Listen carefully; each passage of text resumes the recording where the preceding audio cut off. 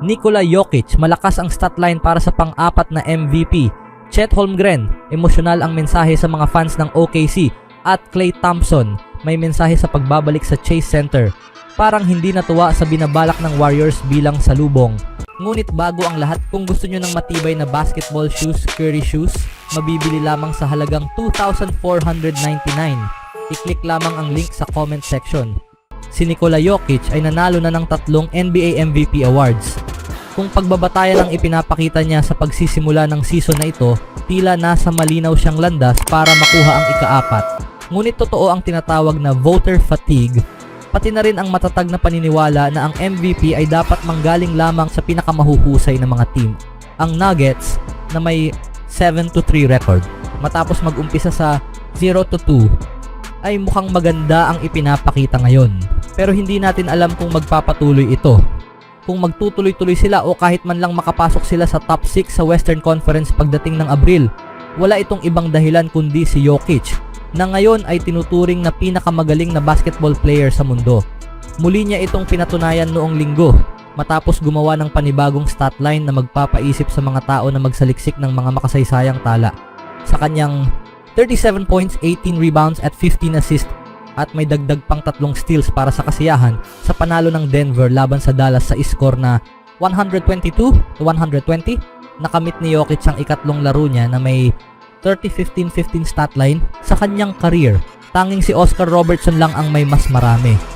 Katatapos lang ng Nuggets sa isang 5-game homestand na may panalo laban sa Mavericks at Thunder. Mahihirapan kang makahanap ng sinuman na hindi naniniwalang bumaba ang Nuggets mula sa kanilang estado bilang isang top contender bago magsimula ang season.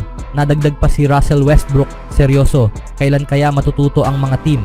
At nawala si Kentavious Caldwell-Pope na ang pag-alis sa dating malakas na starting lineup ay nagtulak kay Christian Braun sa first unit. Kung pagod ka na sa pagtitig sa mga point differential statistics ng pagdomina ni Jokic, wala kang magagawa.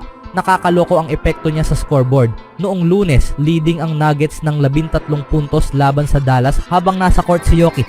Nanalo sila ng 2. Kung iisipin, natalo sila ng 11 puntos sa loob ng 10 minutong wala si Jokic sa court. Nakakabaliw ang mawalan ng 1 puntos kada minutong nakaupo ang iyong star player. Ngunit ganyan talaga sa Denver. Bago pumasok ang linggo, tinalo ng Nuggets ang kanilang mga kalaban ng higit sa 13 puntos kada 100 possessions na may 128.8 offensive rating, pinakamataas sa liga, habang nasa court si Jokic ayon sa CTG. Kapag wala siya sa court, nabubugbog sila ng 28.2 points per 100 possessions. Mga kaibigan, yan ay 41 point on or off differential para kay Jokic. Kahit sa kanyang sariling pamantayan, ito ay talagang nakakabaliw. Pero ganito, alisin na lang natin ang impact numbers at tingnan natin ang mga traditional na stats. Ang lalaking ito ay may average na 29.7 points, 13.7 rebounds at 11.7 assists. Wala pang manlalaro sa kasaysayan ang nakagawa ng ganong stats para sa buong season. Malamang hindi rin ito magagawa ni Jokic. Marami ring iba pang manlalaro na may magandang season, walang duda. Jason Tatum, Kevin Durant, Anthony Davis, Shai Gilgeous-Alexander, Stephen Curry at Anthony Edwards. At siguradong maglalaan ng maraming oras ang mga tagahanga sa susunod na 5 buwan para ikampanya ang isa o higit pa sa kanila. Si Luka Doncic, bagamat hindi pa nakakamit ang pinakamataas niyang antas ngayong simula ng taon, ay sigurado ring magiging usap-usapan sa huli.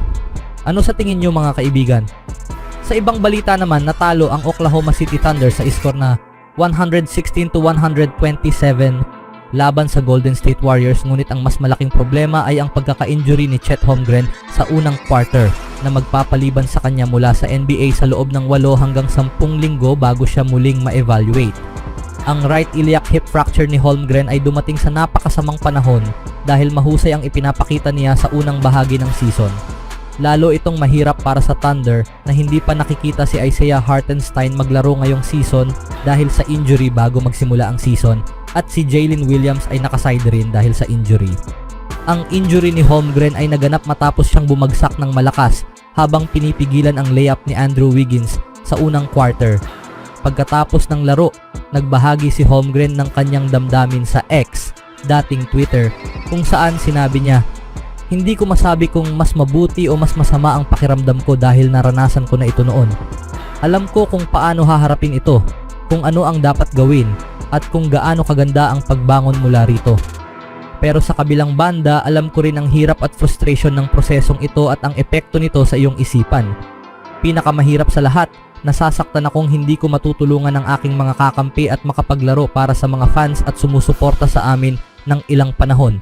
Para sa lahat ng sumusuporta sa akin at sa team, kasama ang aking pangangailangan para sa basketball, malaking bahagi iyon ng inspirasyon ko para makabalik. Huwag niyo akong kaawaan. Mas maraming tao ang may tunay na problema na hindi agad nalulunasan. Pasensya na sa mahabang mensahe. Gusto ko lang magbigay ng mensahe sa ating mga OKC fans at pamilya, mga saloobin mula sa hospital bed. Dahil hindi makakapaglaro si Holmgren nang hindi bababa sa 10 linggo at wala rin sina Hartenstein at Jalen Williams, wala ngayon ang Thunder ng isang tunay na sentro. Maaaring pilitin nitong humanap ang team ng mga option sa merkado kung saan lumitaw ang ilang trade rumors. Anong masasabi niyo mga kaibigan? Sa sumunod na balita naman, mukhang walang interest si Klay Thompson sa hype sa kanyang pagbabalik sa Chase Center sa Martes ng gabi para harapin ang kanyang dating koponan, ang Golden State Warriors. Bagaman malaki ang naging papel niya sa kasaysayan ng Warriors, ang Dallas Mavericks guard ay nananatiling tahimik at hindi nagpapakita ng labis na emosyon tungkol sa okasyong ito. Magandang makita ang mga dating kasama na pinagpaguran mo, pero para sa akin, isa lang itong regular season game sa Nobyembre, sabi ni Thompson matapos matalo ng Mavericks sa Denver Nuggets noong linggo. Dagdag pa niya, may mas malaking implications ito para sa NBA Cup. Kaya yun ang nasa isip ko, manalo doon kasi hindi pa ako naging bahagi ng laban para sa titulo. Inaasahan ang mas matinding emosyon mula sa Bay Area fans sa kanilang muling pagkikita kay Thompson. Marami ang nagmarka ng Nobyembre 13 sa kanilang kalendaryo noong inilabas ang schedule ngayong summer. Magiging espesyal ang gabi lalo na kapag nakita ng mga tagahanga si Thompson sa pregame warm-ups sa kanyang pagpapakilala bago ang laro at tuwing may hawak siya ng bola.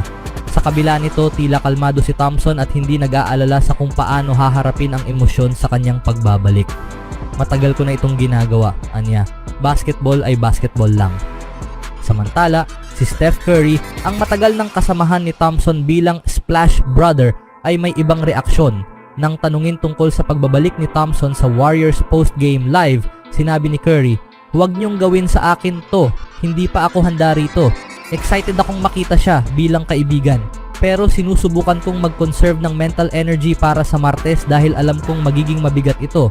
Upang bigyang pugay si Thompson, inihayag ng Warriors na mamimigay sila ng captain's hat na may logo ng team sa mga fans sa Chase Center. Gayunpaman, tila hindi masyadong natuwa si Thompson sa ideyang ito. "Siguro mabuti iyon para sa fans," sabi niya. Kudos sa kanila. Anong masasabi niyo mga kaibigan? It on my own, so I gotta get through it. And the only thing I know is to love what I'm doing. Never give up, never slow, till I finally prove it. Never listen to the no's, I just wanna keep moving. Keep my head up when I act, head up, that's a fact.